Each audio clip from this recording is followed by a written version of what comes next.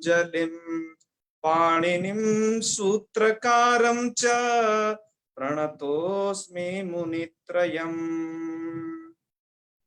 सर्वेभ्यो नमो नमः। नमो नमः। आप लोगों में से हमें कुछ प्रश्न भेजे गए थे, तो सबसे पहले उन प्रश्नों को देख लेते हैं, तो उसके बाद आप लोगों के भी प्रश्नों को इसमें सम्मिलित किया जाएगा। तो चलिए आइए, और सूर्यकांत जी ग्रुप में होंगे ही?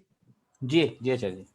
बिल्कुल। तो फिर अब आप लोग जो ग्रुप में अन्य लोग हैं, आप इन सभी प्रश्नों को यदि देख पा रहे होंगे, इसमें 37 क्वेश्चन है। आप में से किसी किन्हीं भैया ने या बहन ने भेजे हैं, तो उनको आप देखते जाइएगा। जो प्रश्नों के उत्तर आते हैं, आप हाथ खड़ा करते जाइएगा। सूर्यकांत जी आप में से रैंडमली जिसका भी नाम ले देंगे, उनको उस प्रश्न का उत्तर देना होगा। तो आइए करते हैं प्रारंभ। तो सूर्यकांत जी, सबसे पहला प्रश्न आपका यही है। इस पे जो है, अष्टाध्यायीति ग्रंथस्य रचनाकारः कः? जी अभिजीत थोसर जी। जी नमो नमः महोदय। जी नमो नमः। पाणिनिस्त्रकारः। पाणिनि पाणिनि पाणिनि, सम्यक, समीचीनम। दूसरा प्रश्न लेते हैं। अष्टाध्याय्याः प्रथमं सूत्रम किम? जी कौन बताएंगे अष्टाध्यायी का प्रथम सूत्र? ब्राद्धिरेच्यम्। बहुत अच्छे, वृद्धिरादेश। बहुत अच्छे। अष्टाध्याय्याम कति अध्याय? तीसरा प्रश्न, नाम लीजिए। हर्ष मिश्रा जी। 8 अष्टाध्यायः। हाँ, अष्टौ अध्याय। बहुत अच्छे, बहुत अच्छे। अब यह प्रश्न भेजा है, इसको थोड़ा ध्यान से आप देखिएगा। चौथे नंबर का क्वेश्चन उन्होंने भेजा है। प्रत्याहार सूत्रेषु कोयम वर्णः द्विरनुबध्यते, अर्थात प्रत्याहार सूत्रों में वह कौन सा वर्ण है जो द्वि अनुबंध्यते, अर्थात जो दो बार अनुबंध के रूप में प्रयुक्त किया गया है? जी प्रतिभा पांडे जी। अनुबंध के रूप में जो दो बार प्रयोग किया गया है। जी प्रतिभा पांडे जी का नाम लिया है। आप 72 EVE आप एक तो नाम भी नहीं लिखे हैं आप। और प्रत्याहार सूत्रेषु कोयम वर्णः द्विरनुबध्यते, दो बार अनुबंध के रूप में प्रयुक्त किया गया है। अर्थात अनुबंध मतलब जो लास्ट वाले अक्षर। जी जी बोल। ख नहीं, यह है हरि का ह नहीं, वो अनुबंध के रूप में नहीं है, वो तो स्वतंत्र वर्ण के रूप में है। हमारा प्रश्न है लास्ट वाला अक्षर। वेरी गुड, यही है, बिल्कुल यही है इसका उत्तर। Yes yes yes. थोड़ा आप माइक बंद करें, आपके माइक की ध्वनि आ रही है हमें। मैं एक बार म्यूट करें सबको। जी जी, अब मेरी आवाज आ रही है आपको सूर्यकांत जी? जी जी आ रही है। चलिए ठीक है। 5वें नंबर का क्वेश्चन है। प्रत्याहार सूत्रेषु कोयम वर्णः द्विरुपदिष्टा, जिसका उत्तर अभी हो चुका है, फिर भी कोई भी बताए। प्रत्याहार सूत्रों में ऐसा कौन सा वर्ण है जो दो बार उपदिष्ट किया गया है? शिवम पांडे जी। हकार। हकार, बहुत अच्छे, बहुत अच्छे। छठा क्वेश्चन, किमर्थम उपदिष्टानि प्रत्याहार सूत्राणि? प्रत्याहार सूत्रों का उपदेश क्यों किया गया है इनको? अर्थात अयुण को उच्चारण नहीं करते तो क्या होता, इनका उपदेश क्यों किया गया है? जी इला पारिक जी। हाँ जी, प्रत्याहार सूत्रों का उपदेश। धातु सूत्र गणोनादि वाक्य लिंगानुशासनम आगम प्रत्ययादेशा उपदेशा प्रकीर्तिता, इन 8 चीजों के लिए। हाँ, यह तो आपने उपदेश बताया है। प्रत्याहार सूत्रों के उच्चारण क्यों किया गया, इसके हमने 3 प्रयोजन बताए थे। आप लोगों में से शायद किन्हीं को याद होंगे। अनाद्यार्थ। नहीं, प्रत्याहार सूत्रों का नहीं, प्रत्याहार सूत्र का मतलब है, इनको प्रत्याहार सूत्र बोला जाता है माहेश्वर सूत्रों को। मैंने अपने स्लाइड के माध्यम से भी आपको कई बार ऑब्लिक करके बताया लोप है। करने के लिए और प्रत्याहार सी के लिए और लोप करने के लिए, क्या लगाने के लिए। हाँ, ये प्रत्याहार सही सिद्धि के लिए और लोप करने के लिए, अनुबंध लगाने के लिए, लगाने के लिए और यस, इष्ट बुद्ध्यर्थस्य, हाँ जी, इष्ट बुद्धि के लिए किया जाता है। इष्ट बुद्धि के लिए तो और 2-3 आपको बताए थे। हाँ जी, और संक्षेपार्थम माहेश्वर वर्णों का क्रम इसी रूप में हो, इसी रूप में। हाँ जी। बहुत अच्छे। यह उत्तर किन्होंने दिया है? मालती सैनी। अरे वाह वाह, बहुत अच्छे मालती जी, बहुत बढ़िया। Thank you, thank you. चलिए अब आगे 7वें प्रश्न की तरफ बढ़ते हैं। अब बहुत सरल है 7वां प्रश्न। यह है कि वेद पुरुषस्य मुखात्मकम वेदांगम किम अस्ति? व्याकरणम। व्याकरणम है ना? ओके। व्याकरणम। हाँ। अच्छा, ये 8वां क्वेश्चन, हकारादिषु अकारः किमर्थम? किमर्थ होना चाहिए, अकारः किमर्थ? उच्चारणार्थम। बिल्कुल रूप में ही लिखा हुआ है ये बात। अच्छा, सूत्रों के कुछ प्रकार इन्होंने पूछे हैं। सूत्राणाम प्रकाराः कति केचते? सूत्रों के कितने प्रकार हैं और वो कौन कौन है? अष्ट। त्रिधा। षड प्रकाराः सन्ति। षड प्रकाराः सन्ति। सही, 6 प्रकार के सूत्र हैं। नाम बता सकते हैं? संज्ञा च परिभाषा च जी। विधि नियम एवं च अतिदेशो अधिकारस्य षड्विधम सूत्र लक्षणम। अरे बहुत अच्छे। क्या नाम है आपका? इला पारिक। अरे वाह, जय हो। न श्रूयते। हाँ, बता दिया है उन्होंने। संज्ञा च परिभाषा च विधि नियम एवं च। संज्ञा, परिभाषा, विधि, नियम, अतिदेश और अधिकार, ये 6 प्रकार के सूत्र होते हैं। चलिए 10वें नंबर का क्वेश्चन लेते हैं। अंत्य हलाम इत संज्ञा विधायकम सूत्रम किम? ये पूछा जा रहा है, अंत्य हलों की इत संज्ञा विधायक सूत्र कौन है? दिलीप शर्मा जी। दिलीप जी। हलंत्यम। हलंत्यम, बहुत अच्छे। 11वें नंबर का क्वेश्चन है, अनुनासिक अचाम इत संज्ञा विधायकम सूत्रम किम? अनुनासिक अचों की इत संज्ञा विधायक सूत्र कौन है?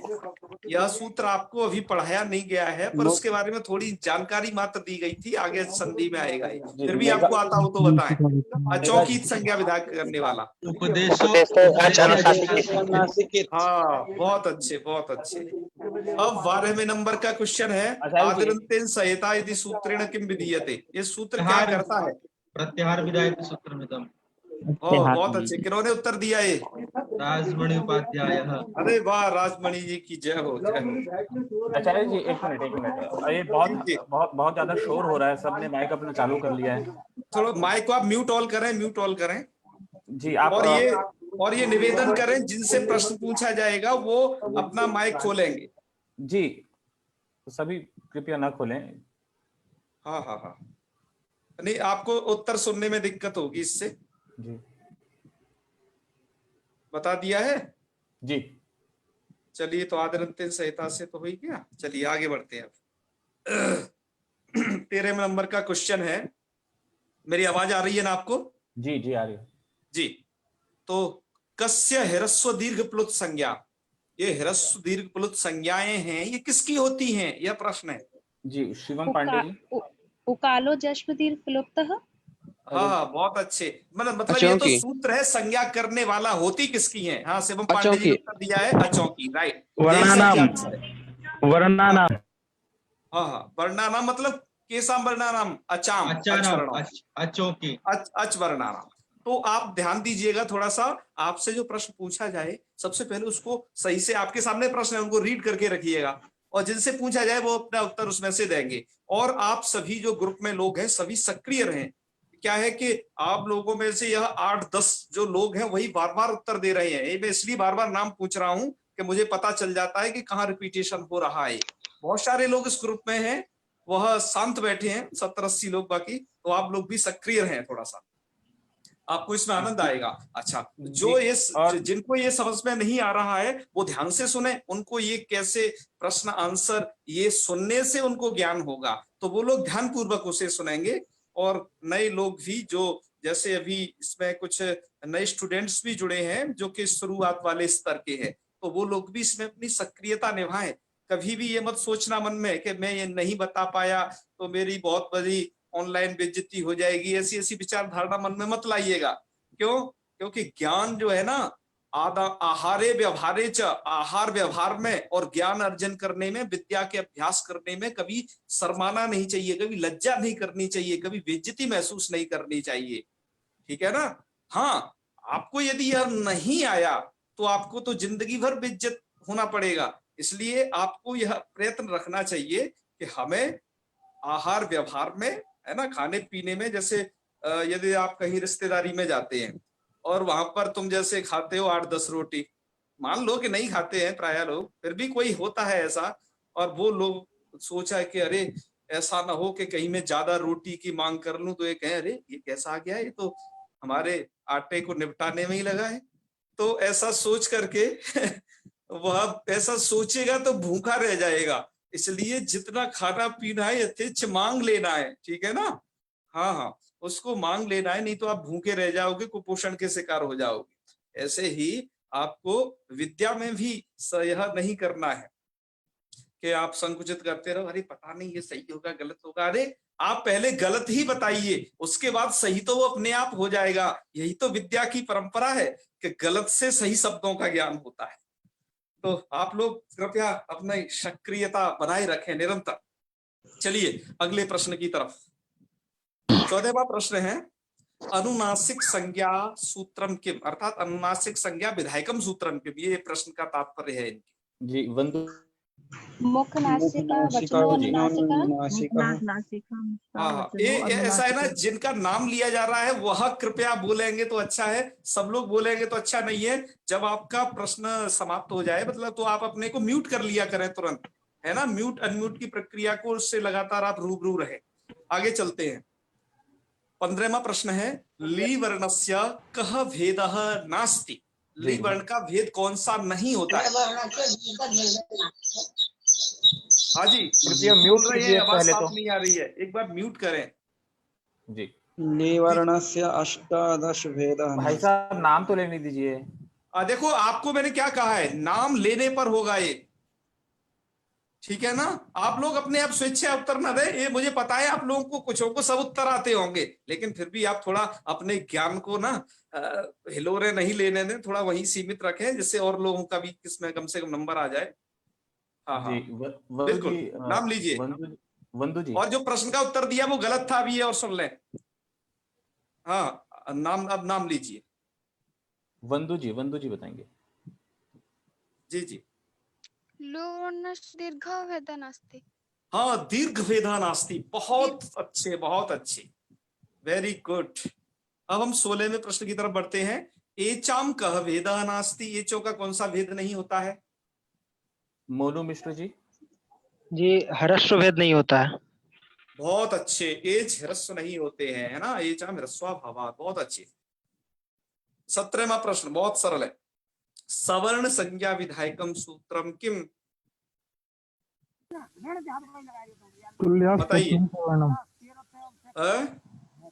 तुल्यास्प्रयत्नं सवर्णम। बहुत अच्छे। 18वां क्वेश्चन, कंठ स्थानम केसाम वर्णानाम, कंठ स्थान किन वर्णों का है? अकुह विसर्जनीयानां कंठः। हाँ, फिर सभी लोग एक साथ बोले, एक साथ नहीं बोलना है। सूर्यकांति इसका नाम बोलेंगे, वह बोलेंगे, जिससे क्या होगा, सबका नंबर तब भी आ जाएगा, नहीं तो बेचारे कुछ रह जाएंगे। चलिए अब आता है आपको, तालु स्थाने के वर्णा निष्पद्यन्ते, तालु स्थान से कौन कौन से वर्ण निकलते हैं? निष्पद्यन्ते मतलब उत्पन्न होते हैं, बताइए। हाँ, शानाम तालु। नहीं ये तो ठीक है, आपने बता दिया, वो वर्णों को थोड़ा अलग अलग करके बता दीजिए। कंठ तालु।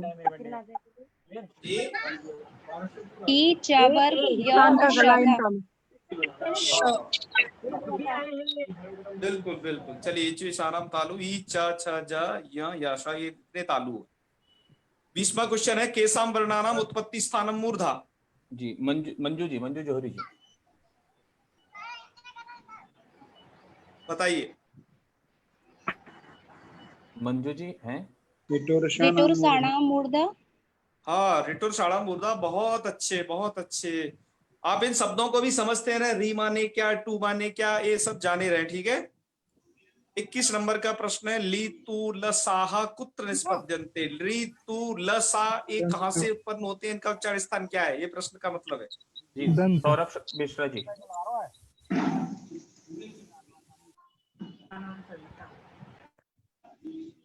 सर मुझे बोले लृतुलसानाम दंताः। हाँ, दंता है, दंत इनका उच्चारण स्थान है, ठीक है।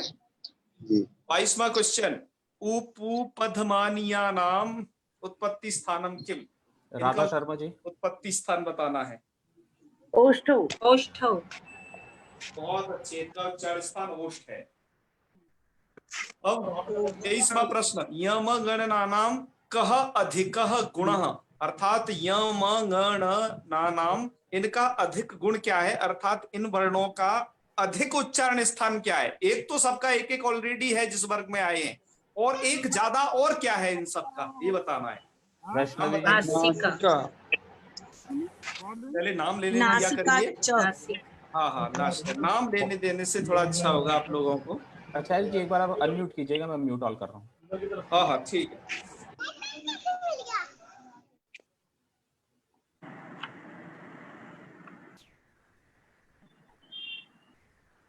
ओके, आ रहा है ना जी। ठीक है, तो चलिए बढ़ते हैं अगले क्वेश्चन की तरफ। वकारस्य निष्पत्ति स्थानम किम। आदर्श अवस्थी जी। सर दंत होस्ट स्थान। रेनी जी, आदर्श जी का नाम लिया था। जिनका नाम लिया जाए वो थोड़ा सचेत रहे और बाकी लोग उत्तर देने से बचें। बताइए क्या है। दंतोष्ठ। हाँ हाँ, दंतोष्ठ है, अच्छा है, वेरी गुड।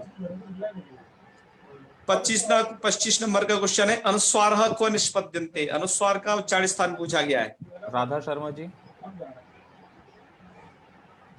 जी। नासिका अनुस्वारस्य। नासिका, बहुत अच्छे बहुत अच्छे। 26वां प्रश्न, प्रयत्न गतिविधा। प्रतिभा पांडे जी। जी द्वौ। हाँ, प्रयत्न मूल रूप से दो है, आभ्यंतर और बाह्य, बहुत अच्छे। बल्कि यहाँ पर इन्हें यत्न पूछना चाहिए था प्रयत्न की बजाय, तो ज्यादा अच्छा रहता। बहुत अच्छे बहुत अच्छे। 27 नंबर का क्वेश्चन है, तौ प्रयत्न कौ, अर्थात वो प्रयत्न बताए, यत्न बोलिएगा, बल्कि तौ यत्न कौ, वो यत्न कौन कौन से हैं ये भी बताना है। बताइए। मोनू मिश्र जी। आभ्यंतरो बाह्यश्च। बहुत अच्छे। अब अगला प्रश्न, सूर्यकांत जी नाम लीजिएगा, आभ्यंतर गतिविधा। ऐश्वर्या श्रीवास्तव जी।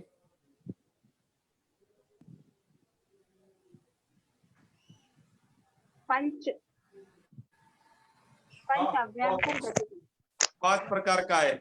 अगला भी आपको ही बताना है कि आभ्यंतर, वो नाम क्या है, उनके नाम बताइए। पृष्ठ ईशत ईश विपरीत विपरीत संवृत। बहुत अच्छे। तो अब प्रश्न 30 नंबर का प्रश्न है आपके सामने, स्पृष्ट प्रयत्न के वर्णा नाम। किन किन वर्णों का स्पृष्ट प्रयत्न होता है, वह वर्ण कौन बता सकता है। क से प वर्ग के सारे वर्ण। क से लेकर के मौ तक। म तक, अर्थात 5 वर्ग, क वर्ग, च वर्ग, ट वर्ग, त वर्ग, प वर्ग, 25 वर्ण। ओके, स्पष्टम प्रयत्नम स्पर्शानाम। हाँ, वही स्पर्श वर्ण है, क से लेकर के माता। 25 वर्ण। 25 वर्ण है। अब है ईसत स्पृष्टम केसाम वर्णा नाम। ईसत स्पृष्ट किन वर्णों का आदर्श होता है। अवस्थी जी। अंतस्थ। हाँ, अंतस्थ। अंतस्थ में कौन आते हैं, नाम भी बताइए। य र ल व। बहुत अच्छे। केसाम वर्णा नाम विवृत प्रयत्न। अगला प्रश्न, सौरभ मिश्रा जी।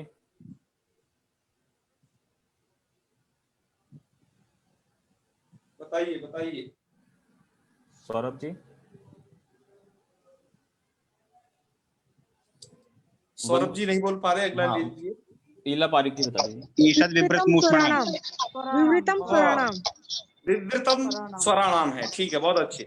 अच्छा, ये समृतम कस्य, अगला प्रश्न है, थोड़ा नाम दीजिए। शिवम पांडे जी। समृतम कस्य भवति आभ्यंतर प्रयत्न। ह्रस्व वर्णस्य प्रयोगे समृतम, ह्रस्वकार का प्रयोग में जो है समृद्ध प्रत्यय हो समृद्ध जाता होगा। है। वेरी गुड शिवम जी, वेरी गुड। 34 स्पर्श वर्ण के।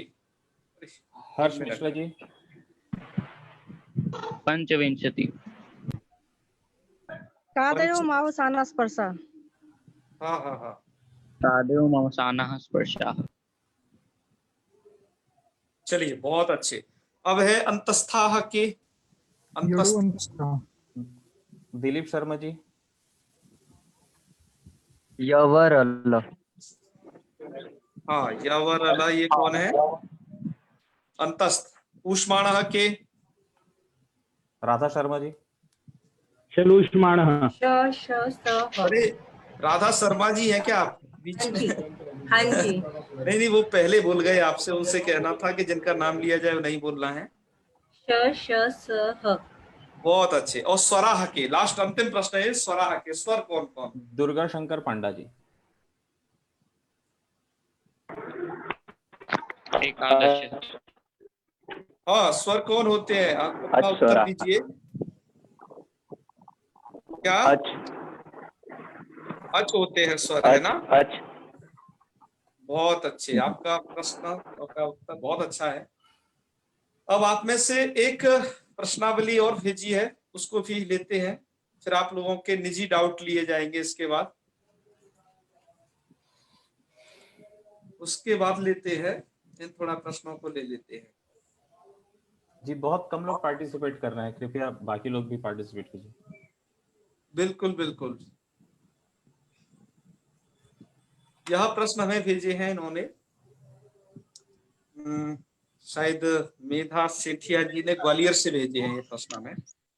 चलिए, अब सबसे पहला सूत्र, ये तो कॉमन है, इसमें से अब जो होगा ना, जो नहीं अभी प्रश्न रिपीट हुआ है उसको ही हम लेंगे और नाम लेके बोलेंगे, ठीक है ना? माहेश्वर सूत्र कितने होते हैं सबको पता है, 14। फिर आगे लिखा भी है 14 सूत्रों से कितने प्रत्याहार बनते हैं, ये बताइए, कोई बताए? शुभम मलैया जी। 42। अरे, शुभम मलैया जी को बोलने दीजिए, आप बीच में नहीं। 42 प्रत्याहार बने। बहुत अच्छे। हाँ। अग्रिम प्रश्न है, लोप विधायक सूत्र कौन सा है? ये थोड़ा नया प्रश्न है जो पिछले में नहीं था। अंकित जी, अंकित बोरे जी।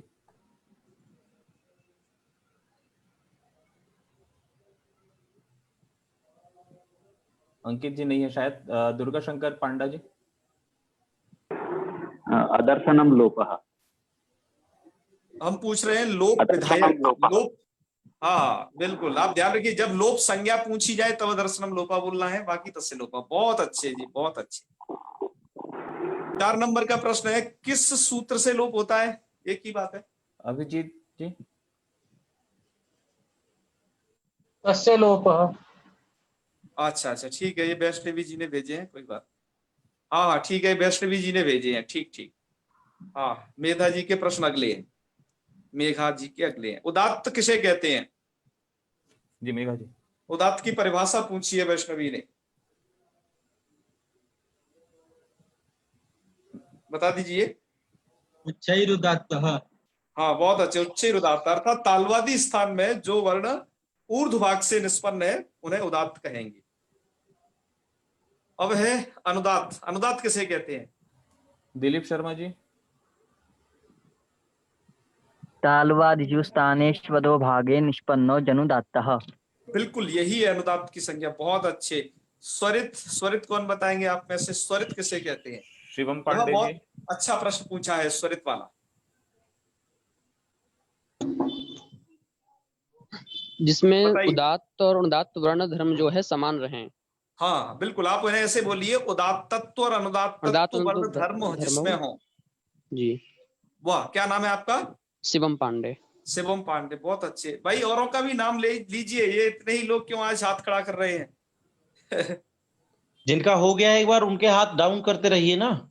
हाँ, और बाकी और नए लोग ज्यादा से ज्यादा लें इसमें भाग। आप लोगों के लिए यह प्रश्नोत्तरी चलाई जा रही है, इससे आपको पता चले। सूर्यकांत जी, जी जी मैं चलाता हूँ, आप केवल म्यूट कीजिएगा। जी जिसका नाम लिया जाए वही बोलेगा, और कोई बोले तो आप म्यूट कीजिए। जी और वार्निंग भी दे सकते हैं मैसेज में, ऐसा मत कीजिए कृपया, जी। अव्यवस्था होती है। चलिए भैया। अनुनासिक संज्ञा, बिंदु, विधायक सूत्र। बिंदु लता जी। जी जी हाँ हाँ बोल। मुख नाशिका वचनो अनुनासिका, बहुत अच्छे बहुत अच्छे। थोड़ा नेटवर्क ठीक नहीं है शायद। कोई बात नहीं, हमें इनका प्रश्न सुनाई दे गया है। जी जी, उत्तर सही है। हाँ, उत्तर सही है एकदम। आगे बढ़ते हैं अब।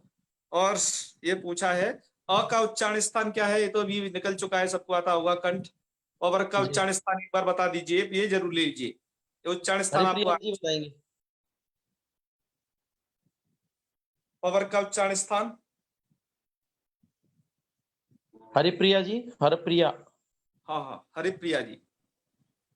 ओष्टव। ओष्ठव, बहुत अच्छे।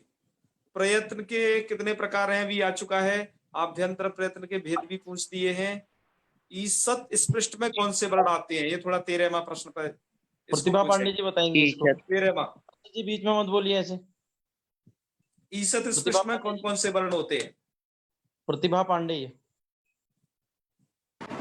जी अंतस्थ। अंतस्थ, बहुत अच्छे बहुत अच्छे। रल। यरल, बहुत अच्छे। और ये ईसत विवृत में वर्ण, ये भी पूछ लीजिए। ये ईसत इला विवृत। पारेख जी बताइए। ये ईसद विवृतम ऊष्मणाम सलह उष्माण। बहुत अच्छे बहुत अच्छे। सल उष्माण होते हैं, इसमें उष्म ही है ये। अच्छा, अब है ये विवृत में कितने वर्ण होते हैं? संख्या पूछा है इन्होंने। भैया एक दो हाँ। प्रश्न बचा ही रखिएगा, एक दो प्रश्न हम किसी से भी पूछ लेंगे बिना हाथ अच्छा, उठाए ऐसा वालों। बिना हाथ उठाए वालों से भी पूछ सकते हैं ना? चलिए अब आप पूछिए, मैं करता हूँ बिना हाथ वालों से। सब लोग म्यूट कीजिएगा कृपया। हाँ हाँ, विवृत में हाथ कितने मत वर्ण उठाइए, होते हैं? विवृत वाले। हाथ मत उठाइए, एक बार किसी से भी हाँ, पूछ सकते हैं। जी जी जी। बोलिए। विवृत प्रयत्न कितने वर्ण हो? कोई विवृत मत में बोलिए, कितने मैं वर्ण यहाँ होते से हैं? नाम लूंगा। फिर से एक बार प्रश्न रिपीट कर दीजिए। बिल्कुल, ये प्रश्न है कि विवृत में कितने वर्ण होते हैं, और आपको बस ये बताना है इस प्रश्न में कि विवृत प्रयत्न किन वर्णों का होता है, ये यह बता दीजिए। प्रियंका जैन जी बताएंगी। ये आभ्यंतर प्रयत्न है विवृत, और ये जी किन वर्णों का होता है? जी प्रियंका जी, प्रियंका जैन। जी जी सर, मुझे क्लियर तो नहीं पता है, पर मैं बता रही हूँ। अब बता दीजिए बता कोई दीजिए, बात ऐसे ऐसे ही पता चलेगा, आप चिंता नहीं करें। हाँ, पंच। विवृत प्रयत्न कितने वर्णों का होता है? पंच। नहीं, आपको वह वर्ण एक बताना है कि हाँ, ये वर्ण मतलब कौन कौन से। सर मुझे इसका आंसर पता नहीं है। कोई बात नहीं, आगे आगे आगे इसको बताएंगे पूछिए। रितु शर्मा जी। रितु शर्मा।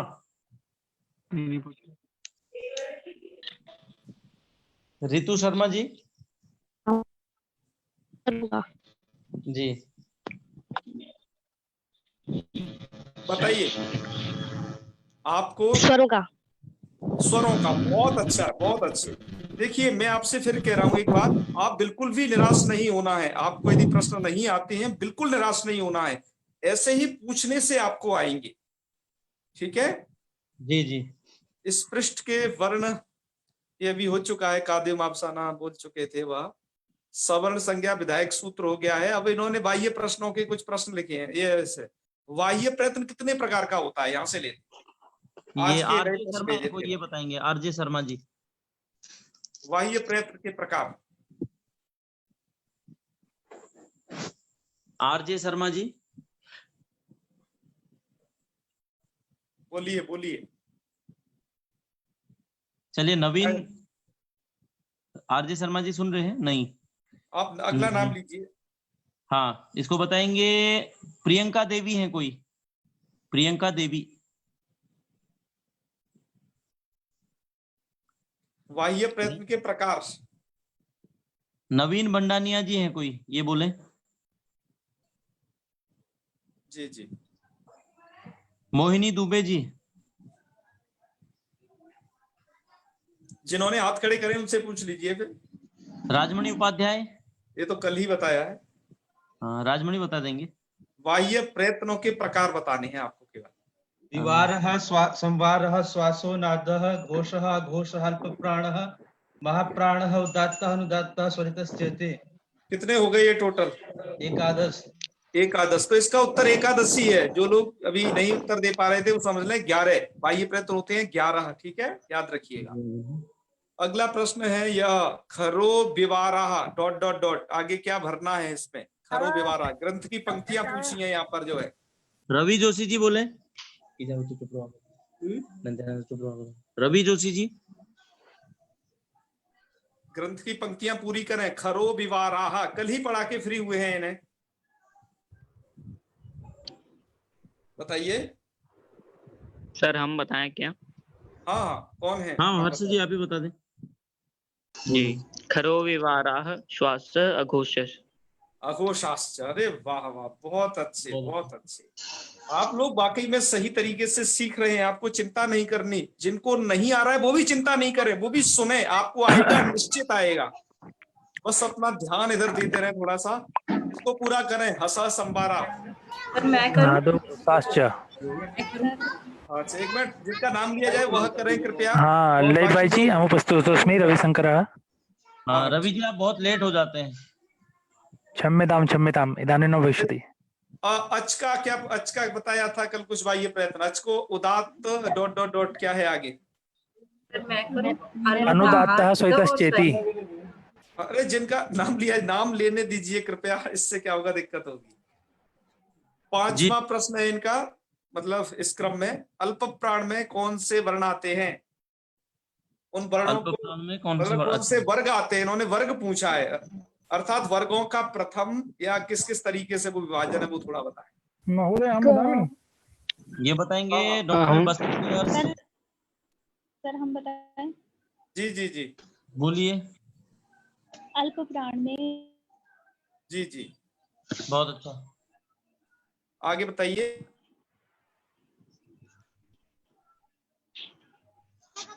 हाँ, क्या है आगे? अल्प प्राण में आगे बोलिए, थोड़ा सा आवाज नहीं आई। अपने आप को अनम्यूट करें, अनम्यूट करें। हाँ जी, कवर्ग का प्रथम, हाँ हाँ द्वितीय, पंचम वर्ण और हाँ, य और र ल व। बहुत अच्छे। क्या नाम है आपका? सर मालती सैनी। हाँ, बहुत अच्छे मालती, आपने आज 2 प्रश्न अच्छे ठीक ठीक बताए हैं, बिल्कुल बहुत अच्छे। अब अगला है विवार किसे कहते हैं, ये इन्होंने पूछा है। तो विवार का मतलब आप लोगों को शायद मैंने बताया है, अब जिसमें कंठ विवर का खुलना विवार के अंतर्गत आता है, यह इन्होंने प्रश्न पूछा है। तो खैर अच्छा प्रश्न है ये। अब है अंतस्थ वर्ण किसे कहते हैं? अंतस्थ तो आप जान ही चुके हो, स्वर का भी परिचय हो गया है। अर्थात जिह्वा मूली के चिन्ह क्या होते हैं? वह चिन्ह और खास से पहले अर्ध अर्ध होते हैं और का और खास से अर्ध विसर्ग। अर्ध विसर्ग और क खा से पहले आते हैं। विसर्ग का चिन्ह क्या है? विसर्ग का चिन्ह पूरा वो डॉट होता है, जीरो। हाँ हाँ, बिल्कुल 2 बिल्कुल। डॉट एक इनके। डॉट नहीं, 2 बहुत बिंदु। हाँ, 2 बिंदु। बिंदु जी। ये है इस तरीके के 2 बिंदु। डॉट हाँ। का मतलब होता है सिर्फ इतना इतना छोटा छोटा ऐसे ऐसे। खाली डॉट नहीं होगा वो। जी जी, जी, 2 बिंदु। 2 बिंदु। बहुत अच्छा।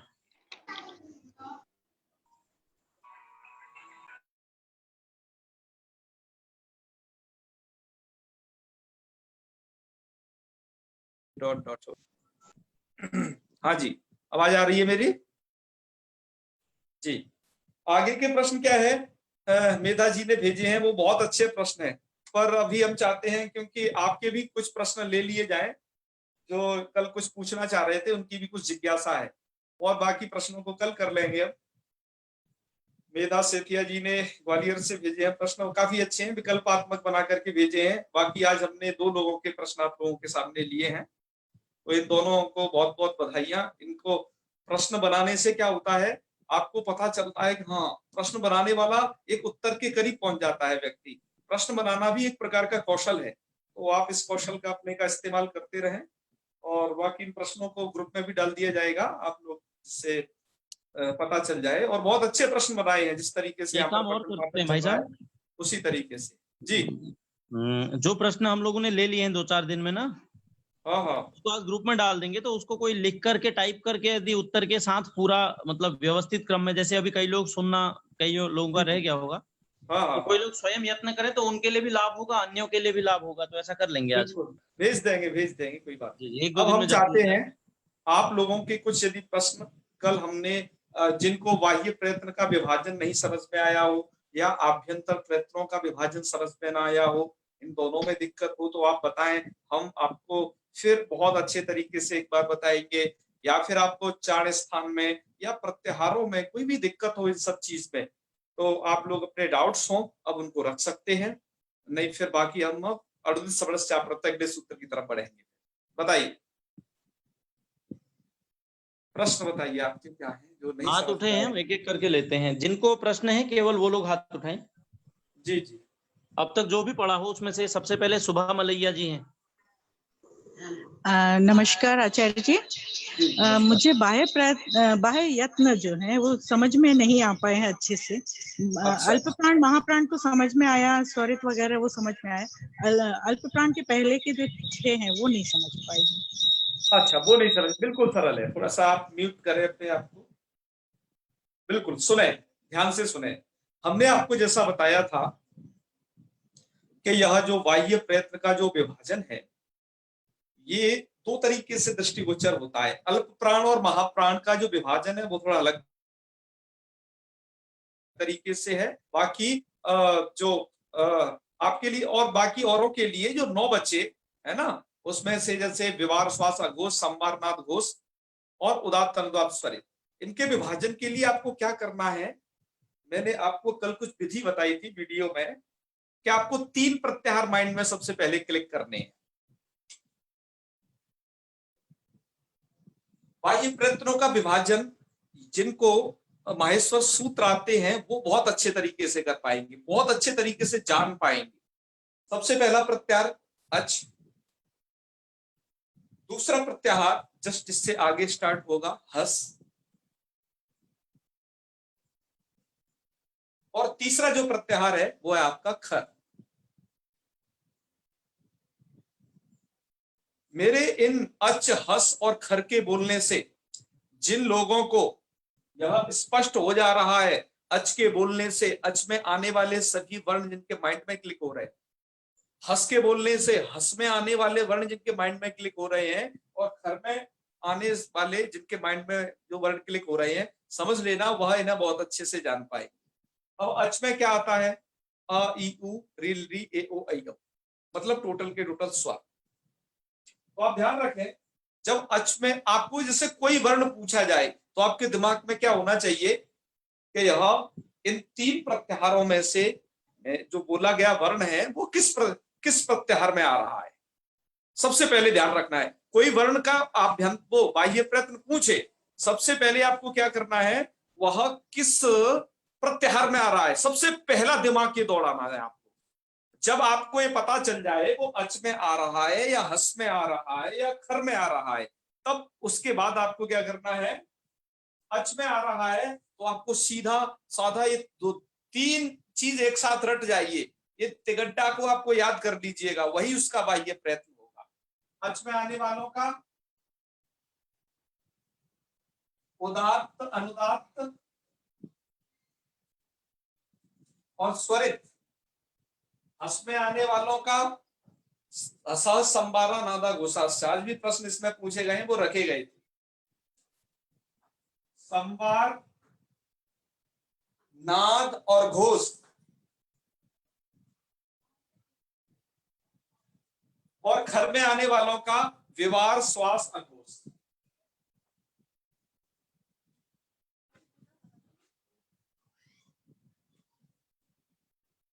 इस तरीके से आपको बाह्य प्रयत्नों का विभाजन में आपको ये 3 चीज याद रखनी है, अच वालों का उदात्त, अनुदात्त स्वरित, हस वालों का संवारनाद घोष, खर का विवारा, श्वासा, घोषाश्च। ये चीज यदि आपको याद है तो निश्चित रूप से आप बहुत अच्छे से ये जान पाओगे ये सब चीजें। तो अब आपको बस ये याद रखना है, जिन्होंने वो प्रश्न पूछा वो अपने आप को अनम्यूट करें, मैं उनसे पूछना चाहता हूँ। जी जी जी। हाँ, अब मैं बिल्कुल, अब मैं आपसे प्रश्न कर रहा हूँ, आपको जवाब देना है। क्या ये मेरी बात आपको कितनी समझ में आई, जिससे मैं आपको जान पाऊं? मैंने बोला ज आपको ये ज का बाह्य प्रयत्न बताना है। तो बाह्य प्रयत्न का तरीका ये है कि ज किस प्रत्याहार में आ रहा है इन तीन में से?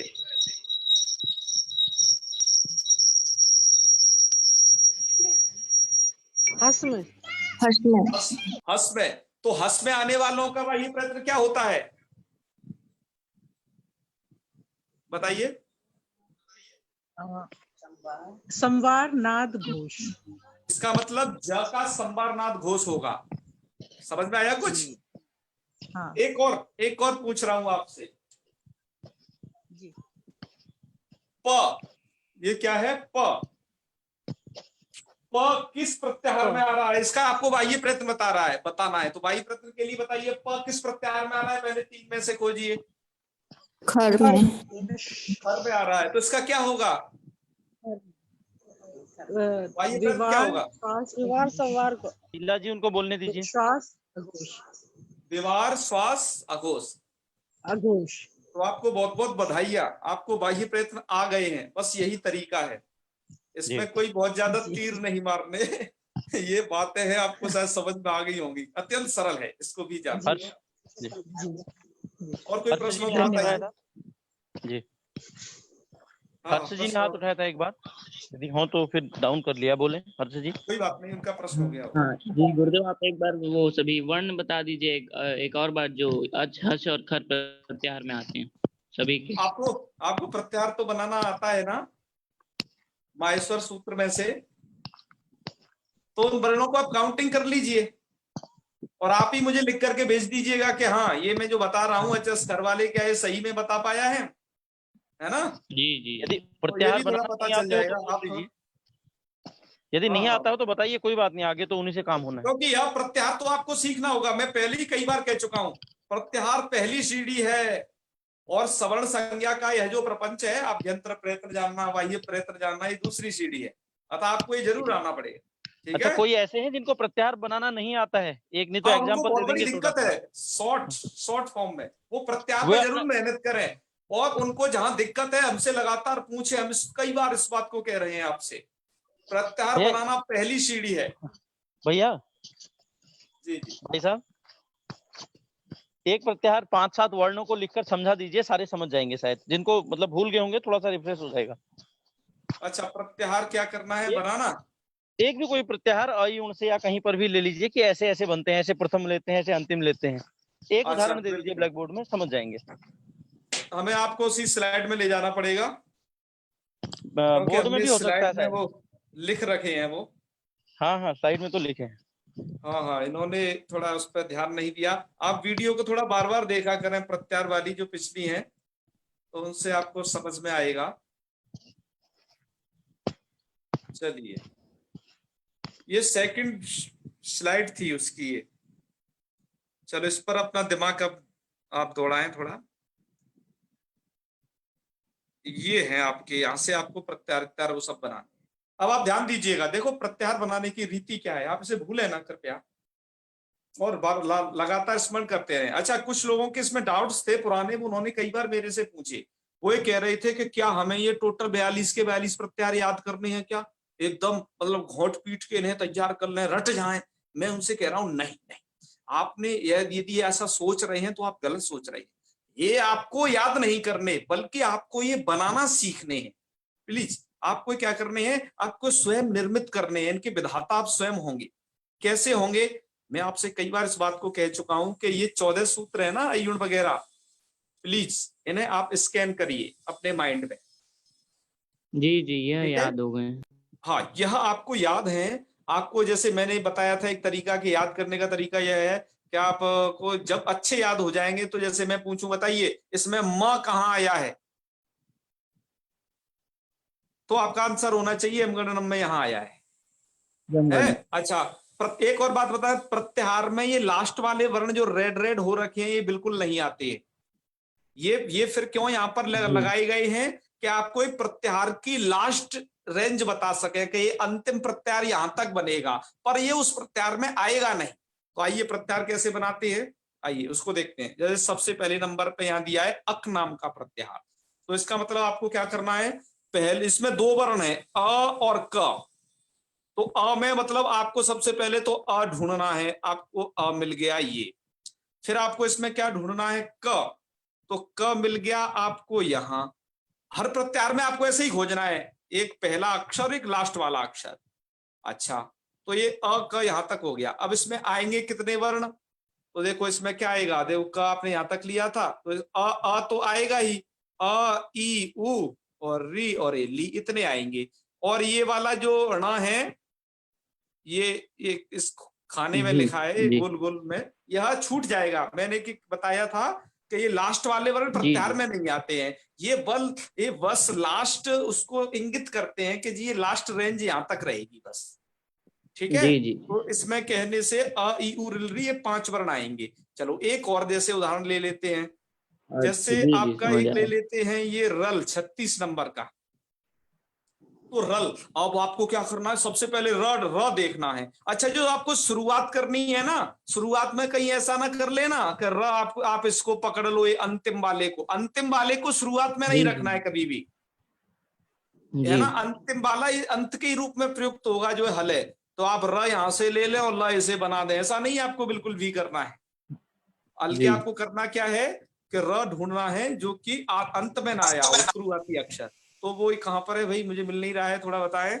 5 में हाँ बहुत अच्छे, देखो आपने मिलवा दिया इसे। हैवरेट में र है, यहाँ ये र है और ये ल कहाँ है।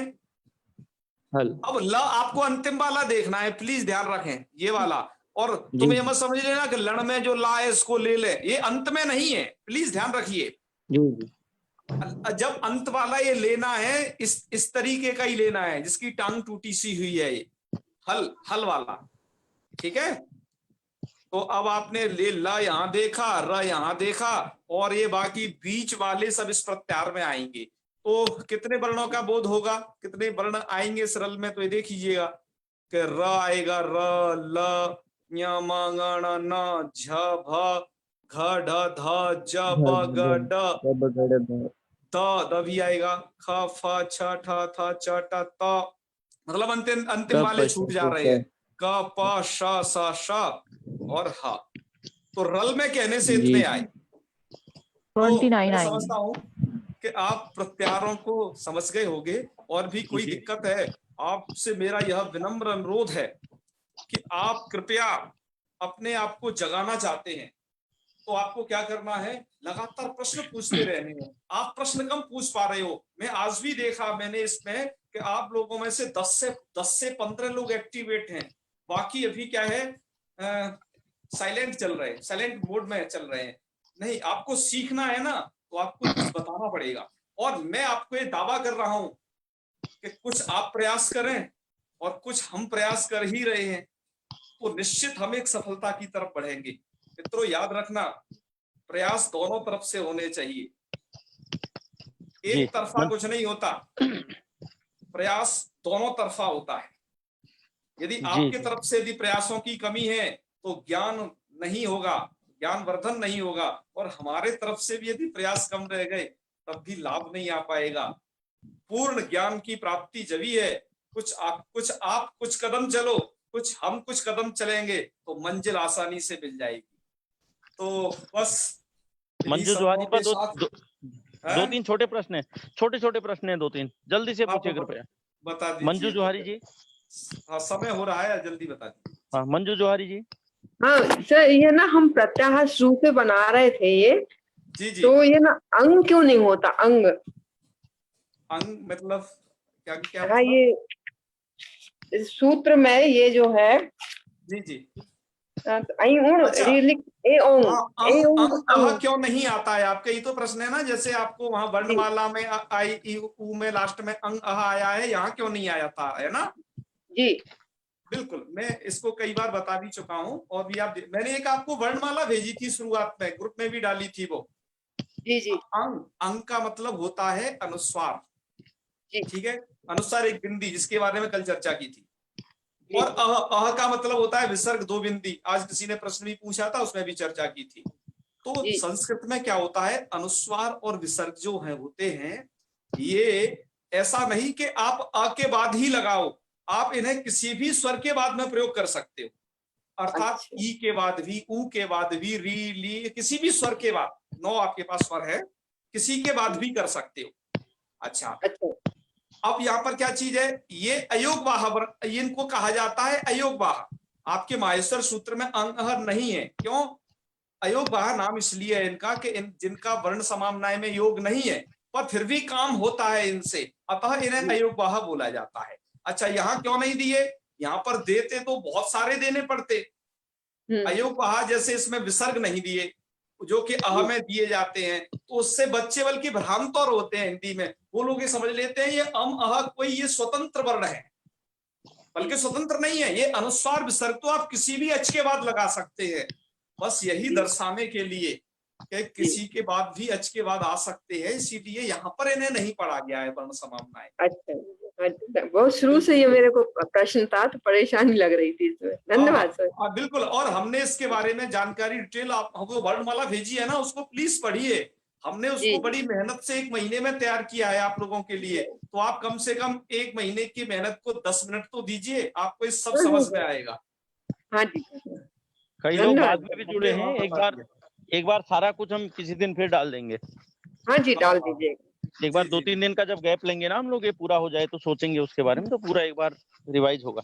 चलिए, एक वैसे समय हो गया है, कल ले लेते हैं, ठीक है। एक नया प्रश्न है, ले लें? चलिए कल ही लेते हैं। कौन सा? रेखा नेगी है कि आज नहीं है, मतलब पार्टिसिपेंट जो कम पूछते हैं प्रश्न और हाथ उठाया है, तो उनको एक बार देख लें। बिल्कुल। गुरुजी प्रणाम। जी महादेव, बताइए। ये मुझे ना, ये जो आपने मेरे को बताए, ये कौन से हैं, ये बाही यत्न बताई जो ना 11। जी, इसमें घोष और अघोष, मतलब ये तो मुझे समझ में, आपने प्रैक्टिकल भी बता दिया है, समझ में तो आ गया ना। हाँ। तो इसमें जो ये आपने खरो, निवारा, श्वासा, अघोषा, ये करके ये 3 जब याद होंगे, तो ये जो 11 हैं ये अपने आप ही याद हो जाएंगे मुझे? हाँ, बिल्कुल हो जाएंगे। ये मुझे ये सूत्र याद करने पड़ेंगे ना, ये 3 के जो 3 बताए आपने? यह याद करना होगा, क्योंकि वैसे आप प्रैक्टिकल से आप पता नहीं कर सकते हो। जी, प्रैक्टिकल से घोषाघोष का आपको पता चल जाएगा, पर और चीजें जैसे विवार, श्वास, वो मुख की आंतरिक प्रक्रियाएं हैं जिन्हें आपको समझना, वो इसलिए आप थोड़ा याद कर लेंगे तो अच्छा होगा। इसके साथ साथ प्रैक्टिकल के साथ याद करना। जैसे इसमें खरो, निवारा, श्वास लिखा हुआ है, तो यहाँ पे जैसे प्रथम में विवार है, फिर उसके बाद तृतीय में श्वास है, फिर उसके बाद अघोष है, छठे और 5वें में घोष, अघोष, इस टाइप का। तो ये ऐसे छाटने पड़ते हैं कि हमें समझ में नहीं आ रहा है ये। बाकी तो मुझे करते हैं, वो सब मुख की प्रक्रिया है। मैंने आपको बताया कि हमारा जो एक कंठ विवर है ना, इन वर्णों के उच्चारण करने में खुल जाता है। मैंने इसको बताया था आपको बारीकी से, आप सुनिएगा उस वीडियो को दोबारा से रिपीट करके। हमारा यह कंठ का विवर इन विवार को उच्चारण करने में खुला रहता है। अब जब बताइए, जब कंठ विवर हमारा खुला रहेगा, जो वर्ण के लिए हम सांस भर के बोल रहे हैं, तो वो सांस निकल जाएगी कंठ विवर के खुलने से। क्योंकि बंद रहेगा तो सांस बंद हो जाएगी, नाद होगा तो घोष होगा। जब श्वास निकल जाएगी कंठ विवर के खुलने से, है ना, श्वास का निस्सरण बाहर होगा, तो अतः हमारे दिमाग में, यहाँ माइंड में घोष नहीं होगा, बल्कि वो अघोष हो जाएगा। अघोष हो जाएगा। जब सांस भर जाती है तो घोष रहता है। जैसे इसमें क्या था, संबार, अर्थात कंठ का ये बंद हो जाता है, तो नाद उत्पन्न होता है, जिसके कारण घोष अर्थात माइंड में बहुत एक वाइब्रेट जैसी स्थिति बनती है, वो बताया था आपको। पर यहाँ प्रक्रिया आपके लिए थोड़ा जटिल होगी, पहले आपको समझना पड़ेगा अच्छा कहाँ कैसे हो रहा है, ठीक है ना। अब आप इन्हें याद करेंगे तो अच्छा है। और एक चीज एक भी है, जैसे महेश्वर सूत्र बताए ना आपने, जो महेश्वर सूत्र, जब हमको महेश्वर सूत्र याद होंगे तभी 42 प्रत्याहार बन पाएंगे ना हमसे। समझ लेना, महेश्वर सूत्रों को याद करना इसलिए जरूरी है कि पूरी व्याकरण की नींव उन्हीं पे टिकी हुई है, उनके बिना कुछ नहीं है। हाँ, अभी आपने बताया महेश्वर सूत्र, उसी से 42 प्रत्याहार बन रहे हैं ना, बनते ऑटोमेटिक बनते हैं। आपने पिछली बार भी पूछा था क्या मुझे 42 प्रत्याहार रटने पड़ेंगे, इसलिए मैंने उत्तर आज दिया कि नहीं रटने। मैं कई बार इसको बात कहता हूँ, महेश्वर सूत्र याद करने हैं, बस उनसे आप बनाना सीख लीजिए। जी जी जी इतने जी प्रत्याहारों को। जी चलिए धन्यवाद धन्यवाद। तो ठीक है, तो आज इतना ही रखते हैं, समय बस होता जा रहा है। एक छोटी सी सूचना है। हाँ ये कुछ भैया लोग जो कमेंट में भी लिख रहे हैं कुछ बता दीजिए, लेकिन उनके जो नाम नहीं है 72EB305 आप लोग अपना एक बार रिनेम करिए सब लोग, मतलब जिसका जो नाम है नाम रखिए, तो हमको बुलाने में आपकी संज्ञा भी तो हो जाएगी, हमें पता ही नहीं आप हैं कौन, तो कृपया अपना नाम लिखिए सब लोग। एक सवाल एक सवाल अभिजीत जी कल लेंगे, प्लीज प्लीज, समय हो चुका है, कल कर लेते, ठीक है जी। ओम सर्वे भवन्तु सुखिनः, सर्वे सन्तु निरामयाः, सर्वे भद्राणि पश्यन्तु, मा कश्चित् दुःखभाग् भवेत्। ओम शांतिः शांतिः शांतिः। सर्वेभ्यो नमो नमः। शुभ रात्रि। शुभ रात्रि। सर्वे नमो नमः।